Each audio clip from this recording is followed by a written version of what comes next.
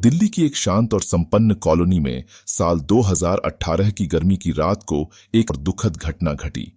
साक्षी मल्होत्रा, एक युवा और सफल वास्तुकार की हत्या ने शहर के लोगों को हिलाकर रख दिया। यह कहानी साक्षी की हत्या की जांच और सच्चाई के खुलासे की है। साक्षी मल्होत्रा 28 वर्षीय एक समर्पित वास्तुकार अपने करियर की ऊंचाई पर थी। उसने हाल ही में एक प्रमुख इमारत के डिजाइन को पूरा किया था, जिससे वह बहुत उत्साहित थी। दिन भर की थकावट के बाद वह अपने घर में आराम कर रही थी। शाम का समय उसके लिए शांतिपूर्ण था और उसने रात का खाना बनाकर टीवी पर पसंदीदा शो देखने का निर्णय लिया।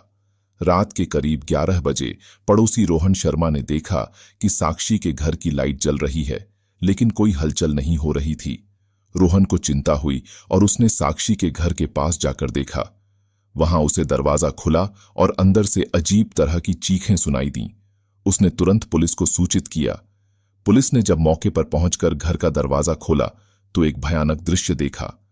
पुलिस ने देखा कि वहां पर साक्षी की लाश पड़ी थी।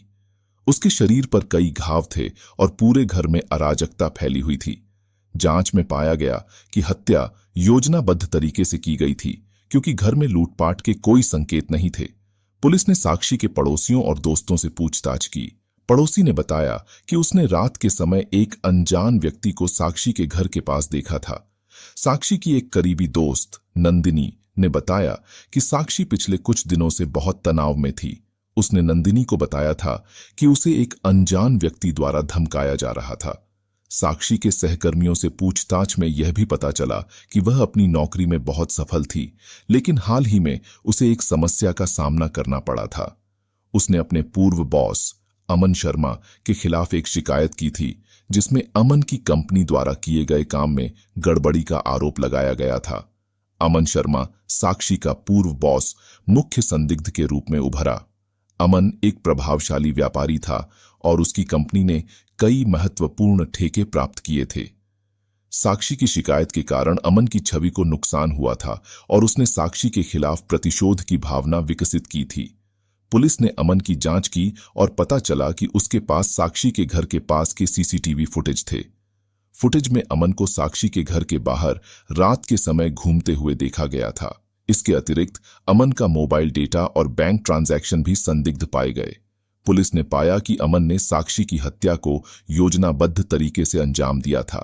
अमन ने अंततः अपराध स्वीकार कर लिया और बताया कि उसने साक्षी की हत्या इसलिए की क्योंकि उसने उसकी कंपनी की गड़बड़ी को उजागर किया था और उसे कानूनी खतरा उत्पन्न किया था। अमन ने साक्षी को धमकाया और जब उसने धमकियों को नजरअंदाज कर दिया तो अमन ने उसे मारने का फैसला किया। अमन शर्मा को न्याय के कटघरे में खड़ा किया गया और उसे उसकी करतूतों के लिए सजा दी गई।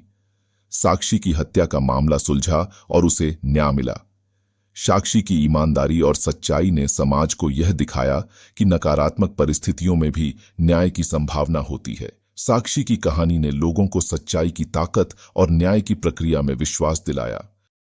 साल 2022 की गर्मियों में दिल्ली के एक मशहूर इलाके में एक हत्याकांड ने लोगों को चौंका दिया।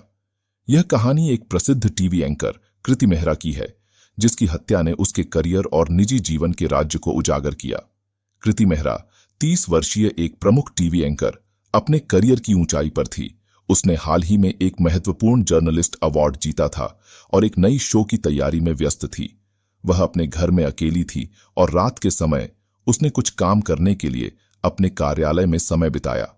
रात के करीब 11 बजे कृति के पड़ोसी ने सुनी कि उसके घर से एक तेज आवाज आई थी, जैसे किसी ने चीखा हो।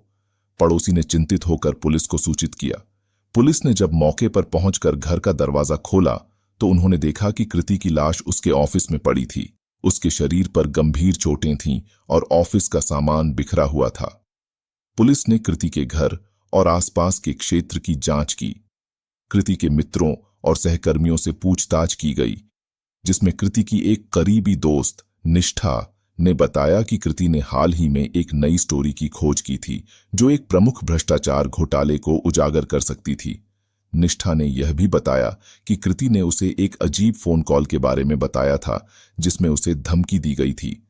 जांच के दौरान पुलिस ने कृति की टीवी शो टीम के सदस्यों से भी पूछताछ की। टीम के एक सदस्य संदीप पर शक हुआ क्योंकि उसने हाल ही में कृति के साथ काम करने के दौरान कुछ विवाद उत्पन्न किए थे। पुलिस ने संदीप की जांच की और पाया कि उसके पास कृति के घर के आसपास के सीसीटीवी फुटेज थे। फुटेज में संदीप को कृति के घर के पास देखा गया था और उसके व्यवहार भी ठीक नहीं थे। इसके अलावा संदीप का मोबाइल डेटा और बैंक ट्रांजैक्शन ने संदिग्ध गतिविधियों की पुष्टि की। संदीप ने अंततः स्वीकार कर लिया कि उसने कृति की हत्या की योजना बनाई थी। उसने कहा कि वह कृति के भ्रष्टाचार घोटाले को उजागर करने की योजना से परेशान था, क्योंकि इससे उसकी नौकरी और जीवन पर प्रतिकूल प्रभाव पड़ सकता था। संदीप ने कृति को धमकाया और जब उसने धमकियों को नजरअंदाज कर दिया तो उसने हत्या की योजना बनाई। संदीप को गिरफ्तार कर लिया गया और उसे न्याय के कटघरे में खड़ा किया गया। कृति मेहरा की हत्या का मामला सुलझा और उसके परिवार को न्याय मिला। कृति की मौत ने समाज को यह सिखाया कि सच की खोज में साहस और संजीवनी शक्ति की आवश्यकता होती है और कभी-कभी व्यक्तिगत स्वार्थ और डर लोगों को अपराध की ओर ले जा सकते हैं। कृति की कहानी ने न्याय की प्रक्रिया को सशक्त किया और पत्रकारिता की महत्वता को उजागर किया।